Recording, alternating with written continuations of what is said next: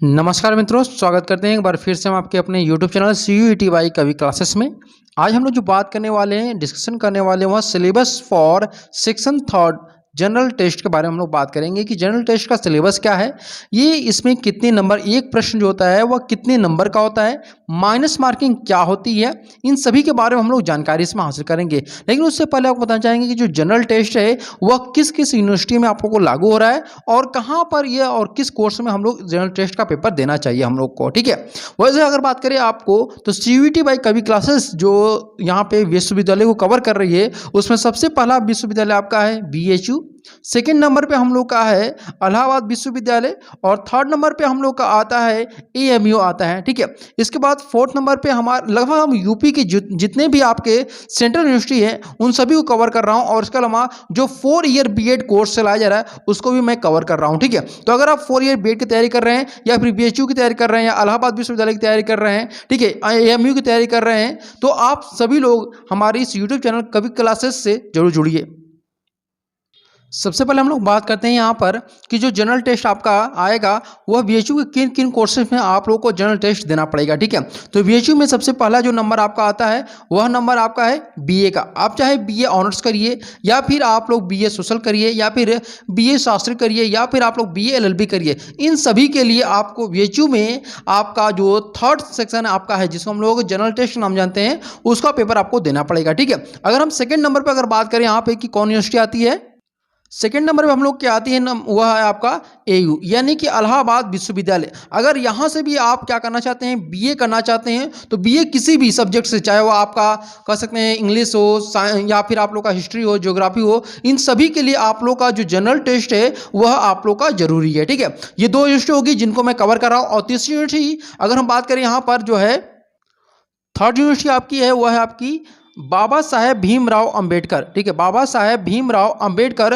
विश्वविद्यालय। ठीक है, यहाँ पर से भी अगर आप BA करना चाहते हैं तो भी आपको क्या करना पड़ेगा कि जनरल टेस्ट का पेपर देना पड़ेगा, या फिर आप यहाँ से BBA भी करना चाहते हैं तो भी आपको जनरल टेस्ट देना पड़ेगा। यानी कि 3 यूनिवर्सिटी का मैंने बता दिया कि आप BHU या फिर इलाहाबाद यूनिवर्सिटी या फिर आप लोग BBAU, यहाँ से भी अगर आप करते हैं BA, यानी कि BA में लगभग सभी BA चाहे कहीं से भी आप लोग करें BA, आपको जनरल टेस्ट देना ही पड़ेगा।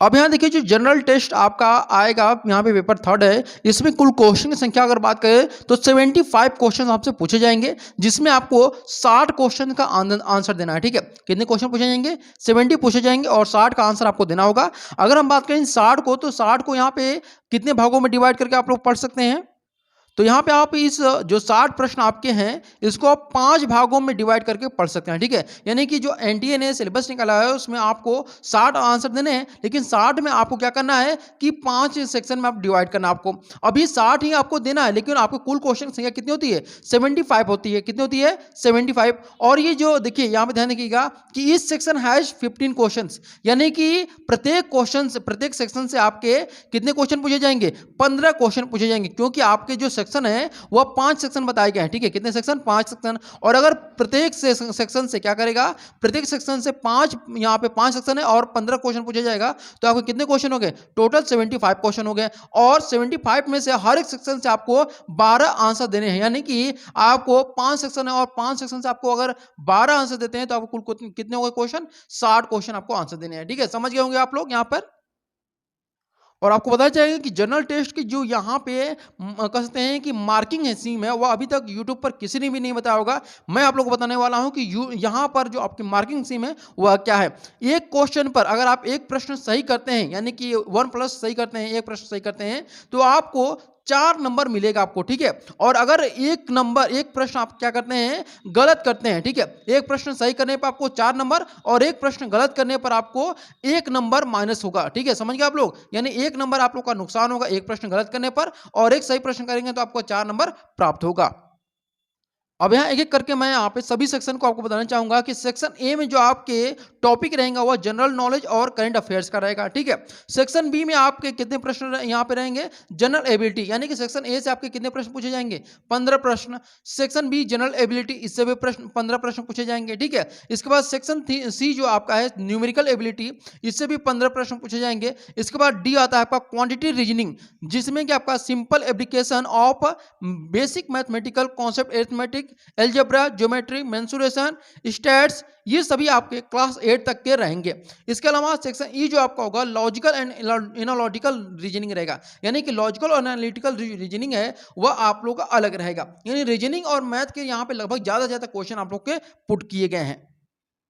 सबसे पहले आप लोगों को जनरल जो नॉलेज आपका है उसका सिलेबस बताना चाहूँगा कि इसमें क्या क्या टॉपिक पूछे जाएंगे। इसमें सबसे पहला जो टॉपिक आपका रहेगा इंडियन हिस्ट्री रहेगा, इसके बाद पॉलिटी के क्वेश्चन पूछे जाएंगे, ज्योग्राफी रहेंगे आपके, जनरल साइंस रहेगा और स्पोर्ट्स से कुछ क्वेश्चन पूछे जाएंगे जो आपके स्टैटिक जीके के संबंधित रहेंगे, कंट्रीज और उनके कैपिटल से संबंधित क्वेश्चन रहेंगे, यानी कि इसके लिए आप लोग मान सकते हैं स्टैटिक जीके आपका प्रश्न पूछा जाएगा। ठीक है, किससे? स्टैटिक जीके से प्रश्न आपके पूछे जाएंगे। फेमस डेज एंड डेट्स, इनसे संबंधित आपके प्रश्न यहाँ पे पूछे जाने वाले हैं। अब इसके बाद बात करते हैं कि क्वांटिटी रीजनिंग में आपके क्या पूछे जाएंगे। इसमें आपका स्पेशली अरिथमेटिक से प्रश्न पूछे जाएंगे, एलजेब्रा से प्रश्न रहेंगे, ज्योमेट्री से रहेंगे, मेंसुरेशन रहेगा आपका, ट्रिग्नोमेट्री रहेगा, ये सभी के सभी आपके क्लास 8 लेवल के रहेंगे प्रश्न। अब यहाँ से आपको मेंटल एबिलिटी से अगर हम टॉपिक बताएं कि मेंटल एबिलिटी में कौन कौन से टॉपिक यहाँ पूछे जाएंगे, तो एनोलॉजी आपसे पूछा जाएगा, क्लासिफिकेशन पूछा जाएगा, सीरीज पूछे जाएंगे, कोडिंग डिकोडिंग यहाँ पे प्रश्न पूछे जाएंगे। इसके अलावा आपका जो पूछा जाएगा वो आपका ब्लड रिलेशन रहेगा, डायरेक्शन सेंस टेस्ट रहेगा, लॉजिकल वेन डायग्राम रहेगा। ठीक है, और इसके अलावा यहाँ पे आपके अल्फाबेट टेस्ट रहेंगे, पजल्स रहेगा, इंसर्टिंग एंड मिसिंग कैरेक्टर्स रहेंगे आपके। ठीक है, और इसके बाद जो लास्ट आपका आता है नंबर रैंकिंग और आपका टाइम सीक्वेंस टेस्ट रहेगा। ये सभी के सभी आपके टॉपिक पूछे जाएंगे। उम्मीद है आप सभी को यहाँ पे सिलेबस जो आप लोग का है वह समझ में आ चुका होगा, क्या क्या यहाँ पे रहता है। आपको फिर से दोहराना चाहूँगा कि जो आप लोग का सिलेबस उसे 5 सेक्शन में बांटा गया है और प्रत्येक सेक्शन से आपके 15 प्रश्न पूछे जाएंगे और टोटल प्रश्नों की संख्या जो होगी आपकी 75 MCQ रहेगी।